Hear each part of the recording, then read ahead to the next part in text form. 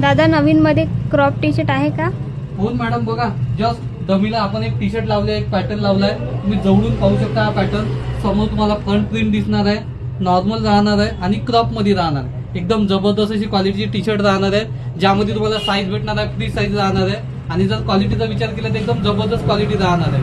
आणि जर प्राइसचा जर विचार केला तर मार्केटची प्राइस कमीत कमी 250-300 रुपये राहणार आहे, पण ब्रदर कलेक्शनची प्राइस एकदमच कमी राहणार आहे. त्यात 5-6 कलर मिळणार आहे आणि साईज राहणार आहे फ्री. तर अगोदर त्यातले कलर पाहून घेऊ, त्यानंतर त्याची प्राइस पाहून घेऊ.